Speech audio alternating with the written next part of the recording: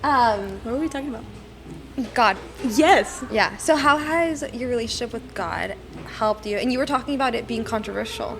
I feel like it's a very controversial thing right now because I feel like there's so much bad stuff going on in the world that I feel like people have kind of steered away from God Because they're doubting him. Yeah, and I'm not gonna lie. There are moments sometimes where I feel like so much stuff hits me, or sometimes I'm just like, why is this all happening? Like, you have those little self-doubts, but I have to remember that we're not perfect, so it's like, I have to remember, and I say it as a self-reminder to myself too. I have to remember that just because bad stuff is happening, it's not God's fault.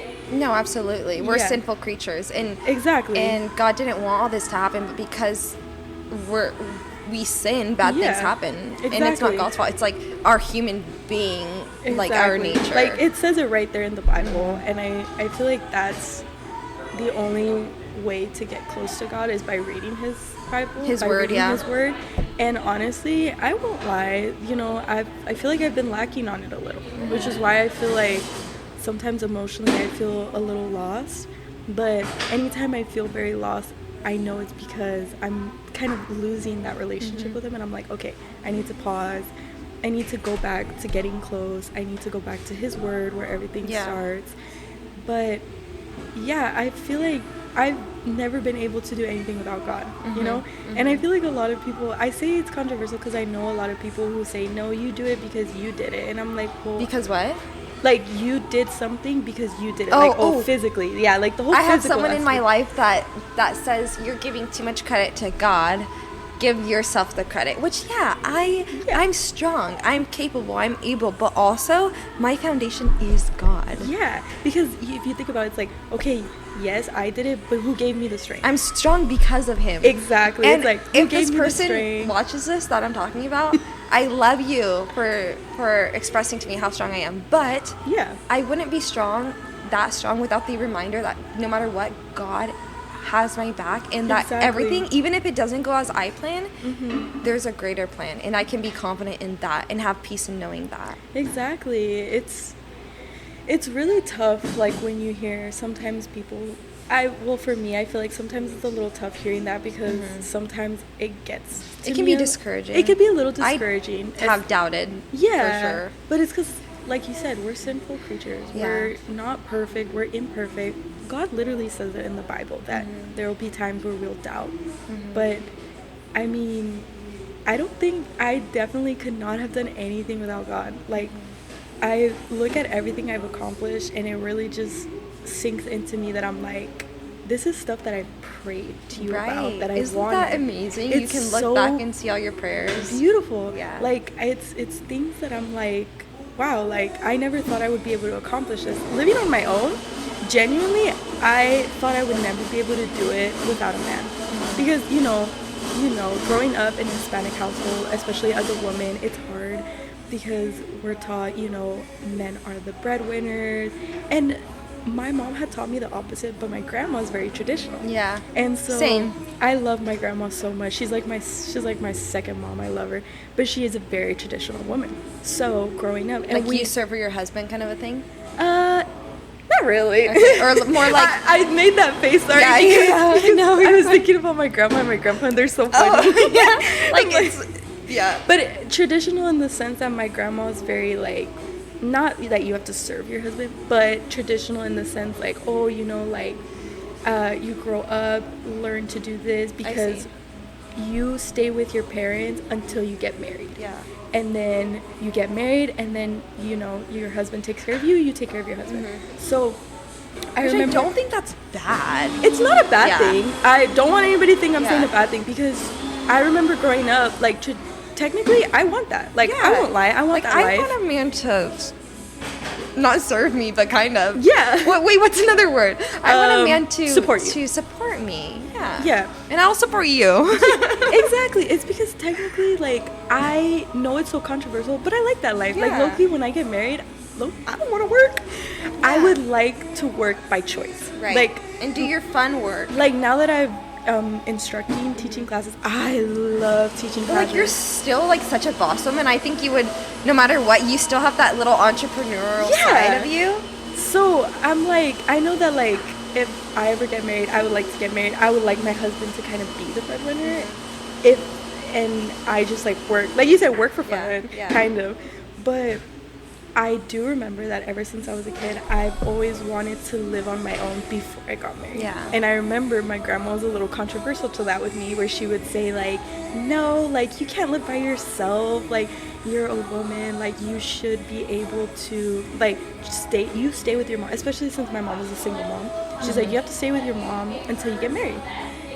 But I don't know, like, I thought that's how it was supposed to be, but deep down, I didn't want that. I wanted to be able to show that I could support myself. Yeah. And then be like, okay, now I can have a guy support me.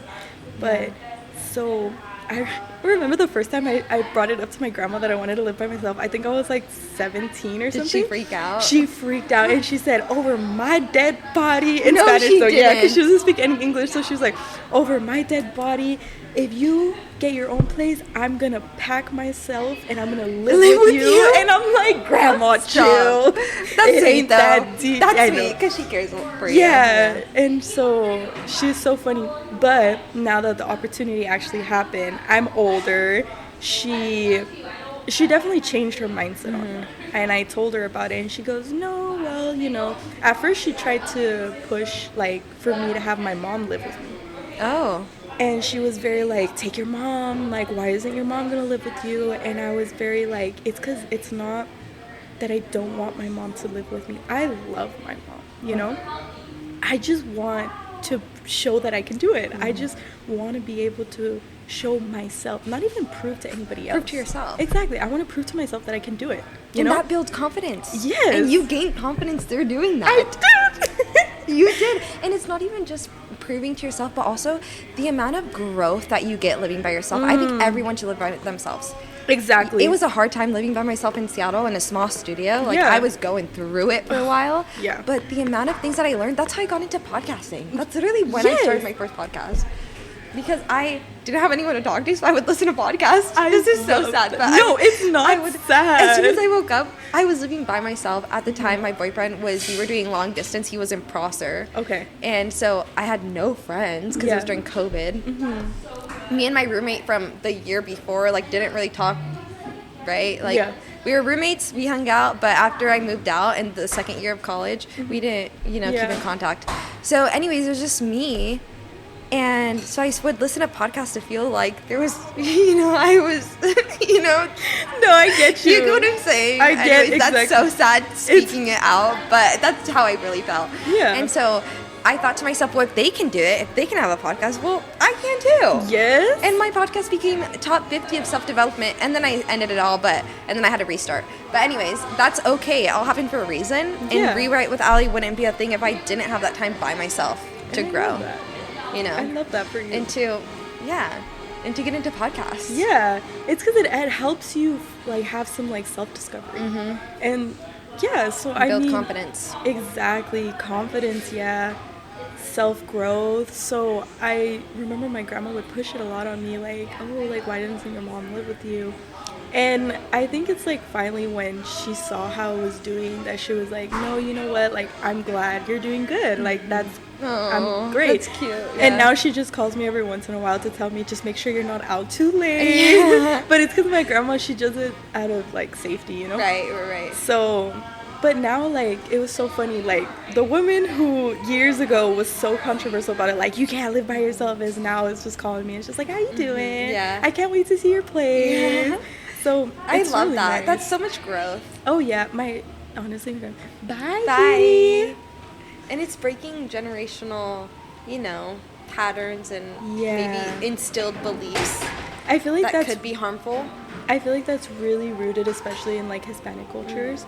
Like, And machismo stuff. Machismo. All the, like, the fact that, like, women are kind of, like, sheltered and, like, shown, like, women have to kind of, like, oh, you have to, like, calm down, wait for your man to tell you what to do. Not sparkle as much. Exactly. Yeah. So it's really nice to see, like you said, like, that generational curse, like, being broken, everything. Like, there are some stuff that obviously I love about the culture. Oh, yeah. I love it. I wouldn't choose to be any other culture. Yeah. Oh, no. I love 100% Native American culture. That I'm proud of mine, too. I love being Mexican. It's such a beautiful thing. But, yeah, it's nice to see that growth, especially coming from, like, my grandma, who's, like, a hardcore, like, Hispanic Catholic. Like, she's, like, doesn't speak any English. Wait, so your grandma's Catholic? Yeah. Is your mom Jehovah's Witness? Yes. So how did you guys go from that? My mom, growing up, her story is actually so cute. Yeah. I always love hearing it when she tells me about it. Growing up, well, my grandma always, like, instilled the whole Catholic thing on them. But my mom, when she had my brother, she was like, there was always something that, like, she thought was missing when she would go to church. She was like, I don't feel that connection. So my dad's sister, so my aunt on my dad's side, she's a Jehovah's Witness, and she was preaching to my mom one time. I don't know exactly how, but she just showed my mom a text in the Bible. Basically, I think it was saying what God's name was, that in the Bible it says that God's name is Jehovah. And when it showed her that, my mom said that it, like, instantly like was like, this is it for me. Like, she was like, spoken to through that. Yeah, so it instantly clicked for her. After that, she said I couldn't stop studying. Really? I read all the books, I was studying all the Bible. So then my dad and my mom were studying with the Jehovah's Witnesses together. And then it was funny because she said, I was like, so, because my mom is like probably one of the smartest people I've known. So she's so good at, like, when she studies, she studies. Yeah, like, she's study mode. So she was studying, and well, my dad obviously, like, same, but he was kind of like a little slower. And so my mom was like, if you don't hurry up, I'm gonna get baptized without you, she said. Oh my. And my dad was like, all right, let's do this. And he locked in? He locked in, and they got baptized together. It was really so cute. Are you kidding? Yeah. That's so cute. So then so once I was born, they were both, like, witnesses, so I grew up with the Jehovah's Witness. That's fun. It's beautiful. Did you ever feel left out, in a sense, from school things like Halloween parties? I remember birthday parties, stuff like that. I remember when I was a younger kid, I didn't feel left out because my mom had always installed in us that we didn't need a certain holiday to kind of, like, celebrate certain things. Our family was very, like, randomly like, hey, I just got you this present because I thought you would like it. Wait, that's a good way to go about it. Yeah. And so that kids don't feel. Yeah, and so anytime there were parties in my school, I remember my mom's like, you don't have to go to school today, like, let's go out. And we would have our own little day. That's so cute. Yeah, so I'm like, I never really felt left out. And then especially, like, in the church, in the Jehovah's Witness, like, that's where I met my childhood best friend. I met her when I was 4. No, I was 5. She was 4 because she's a year younger than me. And we've been locked in like this since then. Yeah. And so she's a Jehovah's Witness too. And so it's kind of like sometimes I think I felt a little left out when I was reaching my high school years because I noticed that it's just kind of like, I don't know, I feel like high school and middle school is like around that time where, like, as a teenager you're like you want to fit in, you're going through all friends. These awkward stages. Yeah. And so I remember I was going through like all these awkward hormones and I didn't even know who I was.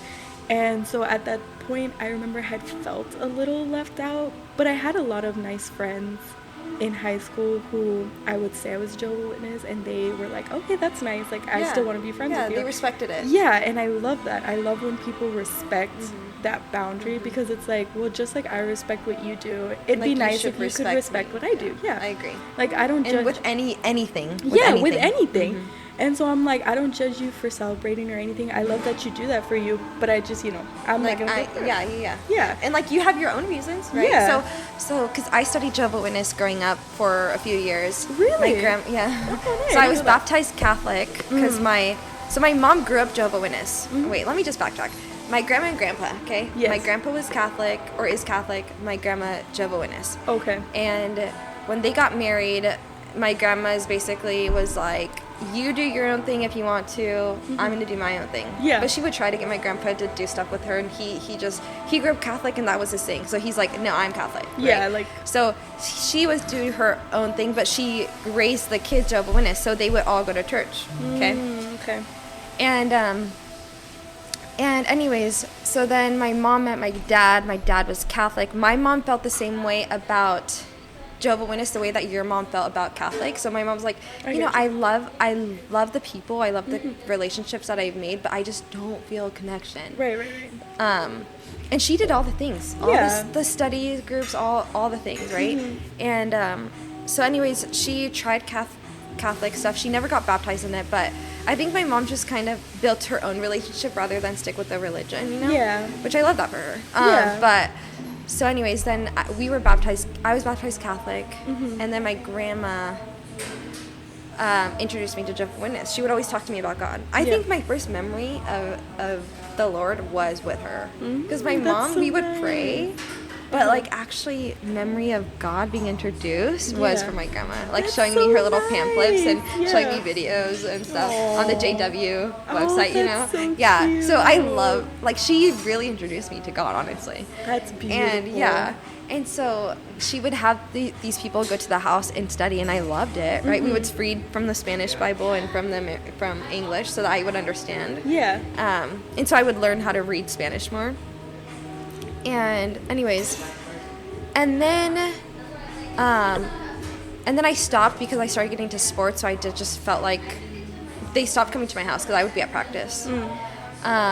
And I stopped for a while. Then there was a new Christian church up in Prosser that opened up called Bethel. So I started going to Bethel, and I just liked more having a relationship, And at first my grandma was kind of against it a little bit in the sense, but she's learned to respect it in the sense of we talk about God, but it's like I love your relationship with God and she loves mine, even though it's different. And I think that's so beautiful. Yeah, because honestly I love my grandma, but growing up she felt like, and this is just her, she has other things going on in her life, but she would feel like it was personal. If I didn't go to church with her, she would be sad about it. A little like, personal. Yeah, personal. And I'm like, no, I love that you do that. Yeah. And I, even when Jehovah's Witnesses talk to me, I ask them all the questions because I still love like I would still study it. But yeah, I think everyone's spiritual journey is way different, and I think respect is at the root of it.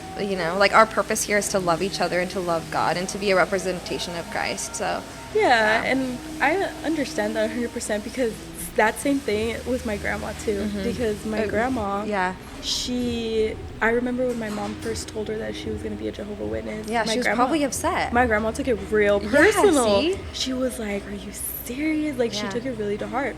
And so it's really nice to see my grandma's change in that because now my grandma, like you said, she loves it now. She comes with us to our meetings and too. ask questions. She loves coming to like our assemblies because it's just the assemblies are fun. Yeah, they're so fun. And getting all dressed up. It's nice, and I love the information that they give us. So she comes to the assemblies now with us, but she's told us, she's like, oh, but I'm forever gonna be Catholic, and we're like, that's okay. Like if you want to be Catholic, well, but I think it's good.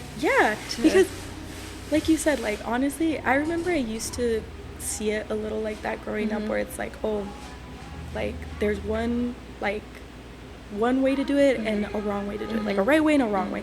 But now it's kind of like, and they have told us too, like in our meetings as Jehovah's Witnesses, where it's like, we just need to encourage people to just have a relationship with God right now. Yeah, and be an example. Yeah, be that example. And don't condemn. Yeah, that's why, because I feel like at one point too, maybe like it was a little point where we were a little too judgmental, where we would be like, oh no, but like they're Catholic or they're Christian, and then it's kind of like, wait, stop. Like, I think that's with every religion though. Yeah. Like even, I know people who don't like want to go to Christian churches because some Christians are super judgmental, and as a Christian myself, I think there is Christian people that I won't lie, there that is are, and that it scares people away. Even I think in every religion there's people that think that it's my way or the highway, and like if you're but it's being an example, and then that's what makes people ask questions like, oh, why are you so happy? Well, it's because of God. And then it makes me ask more questions. It's like like be that way of inviting, right? Exactly. So, so I feel like they've encouraged us a lot to view it in that way. Because, yeah, like you mentioned, I feel like there are, in every religion, there's going to be some judgmental people. Yeah. Those people who think, oh, no, like you said, my way or the highway. And it's like, okay, no. Yeah. It's like, God is not telling us to do it like that, you know? We are all, like, children of God. So we all need to, like, love each other. Right, I agree. Find the way. And, yeah, now it's just nice to see people have that relationship with God. Like, I love your relationship with God. No matter what it looks like. Yeah. No matter what it looks like. Yeah, and I mean, in the Bible, Jesus was with, like, the prostitutes, the people that were bad people. Exactly. And he was I loving love those people. stories. He was with the, right? So that's why these days when people condemn drug addicts or look at them like they're nothing or whatever, I'm like, Jesus would be with that person. Jesus you're would claiming be that you're right Christian, there. Exactly. but you're telling this guy that he deserves to overdose? Yeah. No. That's not. No, Jesus would be with him, actually. And he would be a little bit sad about the way you're acting. Yeah, know? honestly. So, my mom used to tell me that growing up, too. She would just be like, if I was ever kind of like if I was ever being a little too attitude or too judgmental, she'd be like, would you be like that if Jesus was right next to you? Oh my gosh, and that's so true, because you wouldn't. No, literally. And I'm like, What's an area in your life that you're currently rewriting? I think it would have to be probably the way that I see things. So I feel like right now I'm trying to, like we talked about, breaking like that generational curse. I feel like my mindset was so fixated in a certain way, viewing things in a certain way. Like you have to be like the whole thing, like your timeline? Or what do you mean? I think what I mean is like, oh hey, look, that's my mommy. Hi. That's your mom? That's my mom. Wait, that's so cute. I didn't know she lived here. She's visiting me right now. Oh my gosh, wait, so she's staying with me. Yeah. That's my mommy. Oh. But yeah, I feel like I'm rewriting me. Like I feel like I'm rewriting the way I see things. Like I feel like right now life, especially right now, I feel like life is so tough. At least for me, I feel like mentally everything kind of has just been like wearing down on me. But I feel like it's because I was so close-minded, where it's like, okay, I have to see things this way. Like, it's like going through a path, and like, I'm so focused on the floor and all the dirty stuff that's on the floor that I'm not even looking around. At like your blessings. Yeah, at all the blessings. And the good be things. Like, wait a minute, there was a path right there. Right. There was a path right there that I could have gone through. Yeah. But I'm so focused on looking at this bad thing that I'm not looking at what's around me. Yeah. And I mean, if you look in the past, right, of the times that you have felt lost, everything ended up working out. Exactly. So just trusting in that no matter what, it's going to work out. Even if you're struggling now, like be grounded in the fact that things will work out. Things will no matter work what. out. Yeah, and so I feel like that's kind of what I've been doing. I feel like I've been slowing down in life too. Because like I mentioned, growing up, I feel like me and my mom were always like, my family was always very like a rush type of person. Like, okay, let's get it. Oh my god, it's already this time. And I'm like, wait a minute. Like, just chill. It's not an emergency. I don't know if you've seen that video. I saw this TikTok and it really like, I don't know, it really spoke to me. Where this girl was washing the dishes and she's washing the dishes really fast and then she's like, and then she slowed down. Your shoulders, Yeah, like, I saw videos saying it's okay, it's not an emergency. It's okay, it's not an emergency. Exactly. And then they take a deep breath. They're like, you're like, it's not an emergency. It's right. It's Like my mom has always told me growing up, and I didn't even know this, I've always been tense. My shoulders have always been like this. This is how I am all the time. I don't even notice it anymore.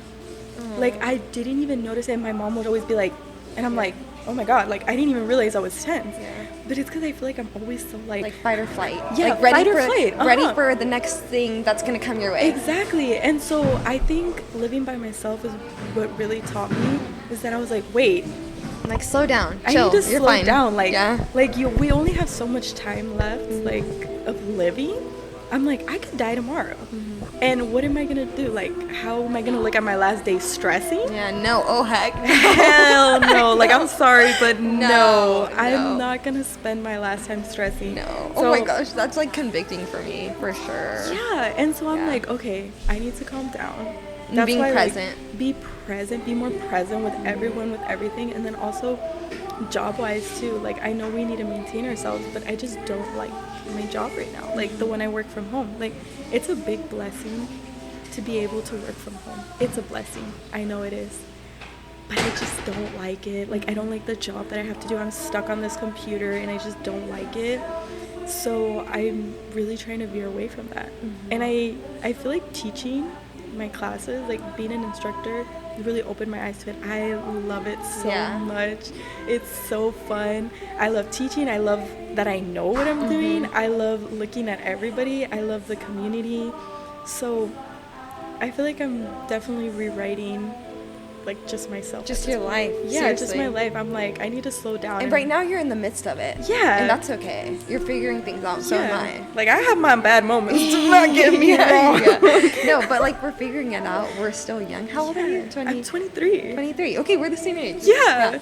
And like, and these are the years to figure it out. Yeah. Seriously. To try everything. Oh, to do God. everything. And I feel like the 20s is where everybody feels like, well, that's what I've been hearing so far. And I feel it too, where it's like, you feel like you're in such a rush that you're running out of time. Yeah. But you're not. Exactly. You're not. And so I'm like, I've seen videos. I saw this other one. Me with my videos. No, same. I saw this one video of this one guy who was saying, like, oh, this person didn't start their business until 40. This girl didn't even do it until she was 35. When they were, Mel Robbins right now is older, and she barely got successful at her age, And so it really does make me feel better, because I'm like, okay, wait. I need to calm down. Yeah. I really did. Like, when we're teenagers, at least in my case, when I was a teenager, I thought that by my 20s I was gonna have everything figured out. I thought I was gonna be a nurse right now, getting my master's. Yes, I thought. I'm not even in the program yet. No, because me too. I thought I was gonna be a nurse. I thought I was gonna be married at this point. I'm not gonna lie. I really thought I was gonna be married. And then Me too. Thank God I'm not. Me too. I wouldn't be an instructor. I wouldn't be living here. I wouldn't have met all of you beautiful people. Like, I wouldn't have the friends that I have. Yeah. So it's a nice thing. It's a nice thing. I agree.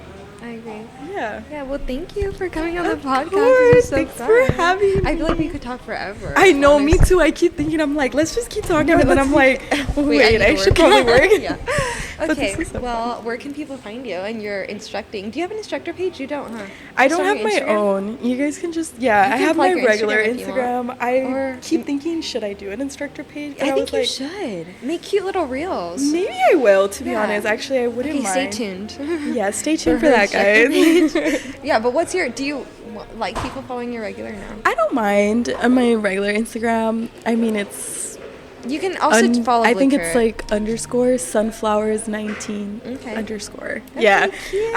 I'm always posting when I teach classes on the Blue Carrot, and I've noticed that that's how people are following me. Yeah, and I love it because they find it. Okay, so you're already out there. I'm already a little bit out there. Follow Blue Carrot and her page, and stay tuned for an instructor page.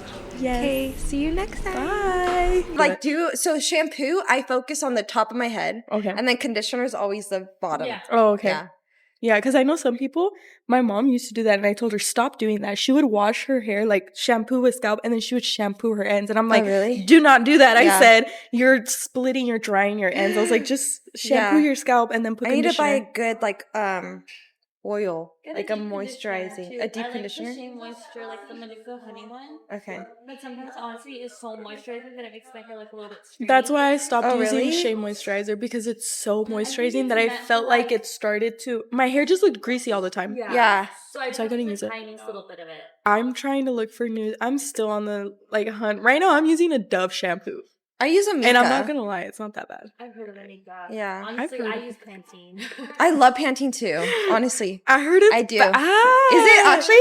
People say that it's not. Like this Korean one. I heard Dr. Groot Groot is so good. My girl keeps telling me to get on it, and I keep wanting to buy it, and I keep forgetting. Costco. Okay. They say that it's so good to grow your hair, and I'm trying to grow it out so bad. I put want that in it my long. notes. I want your length. I know. My hair was so up to here. That's my pretty. fault. I blame myself. I'm gonna get Dr. Grew. I Yeah. had to I put it need in to my buy it notes. too.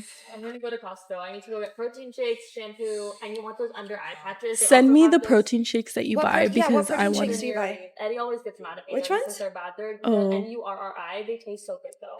Like you have Premier protein tastes like I always Premier taste like Protein's so garbanzo bad for beans. you. Really? Premier Protein? Yeah. It's disgusting. The Nuries are It's not. so bad for you. Premier proteins? Yeah. Yeah. I don't drink I've them. heard I of think they those. taste so bad. But the Nuries are pretty good. They Neries? taste really good, and they're not that expensive. And they're just a canned protein shake. Okay. I'm gonna have to look them up. I have to look them I up. need to do a whole I hate to admit it, but I'm trying to listen to Eddie when it comes to clean eating. So Yeah, I it's hate it because hard. I'll go to stores and I'll look at the ingredients and I'm like, Everything has so many fillers and Yeah. preservative is so hard. I hate that. I'm gonna go to Europe. Have you heard about that? Yeah. I've seen people where they like backpack across, like they go to Europe for like 3 months and they're like, I've been doing nothing but like constantly eating and I they literally end up losing lost weight. 10 pounds. And I'm like, That's how I feel in Mexico. so when are we going to Europe? But even if I eat like bad food in Mexico, if I get raspados, which are snow cones, or if I get ice cream, it's still better for me because it's real. Like it's fruit. actual they real. use real Yeah. fruit to make the syrups. They use real cane sugar. It's not this fake stuff that we use here. Raspados sounds I so know, good right it's now. So bomb. Yeah. And even tortillas over there are made different than here. You know, So good. the ingredients are way better. Like that. I've started looking at labels more, but like not too much. But like at the end of the day, I still do be drinking. Well, see, that's where it balances out. You said you'd be drinking? That's hilarious. Love Yeah. how your hot girl is growing. You guys, we're doing so I good. love that for you. I was like so I love happy. your guys' support so much. Like even Eddie, like his support too. I love when we went on that first run. Yeah. Get comfy. And It I made my saw heart everybody. so- I was like, I was so nervous. I was like, you guys are here? of course. It's not just me. Yeah, you're never alone, girl. Thank you. No, it should be exciting. I'm excited to actually become like good at running too. Me Yeah. too. Shut up. You're already good. This girl, before the run on Tuesday, we're all texting and she's like, "Oh, guys, no, I'm serious. Like, I don't run." And I told her, I was like, "Oh, don't worry. Like, I'm really bad at it." Yeah. This girl, as soon as the run starts, zoom, she's gone. Me and Sam were like, this girl's like, I don't run. Yeah. Her and Jessica are liars. Y'all were zooming. Y'all Jessica were going. was running too. Well, she used to be a runner. Oh, really? She just hasn't done it in a while. And she said that, she just said, she's like, I haven't done it in a while. I don't run. I ran. But 2 weeks. you work training out for a lot. Yeah. So that helps with your endurance. Yeah. I feel like I Then only, why does my heart rate spike climbing up the stairs? That shit literally is like 120 beats. I have no idea. That's me all the time. Yesterday I was demoing for the last class because I wasn't gonna demo it, but I demoed it for my 5:30 because there was a new guy in there, so I was demoing. And literally I was doing the mega leg lifts and I'm doing it and then I'm like, yeah, so that's it, guys. Anyways, I feel like I'm always running out of breath too. Anyway, Hi, Queen. Bye. I did record that. Yes, I love that I'll conversation. include that in like the end or something.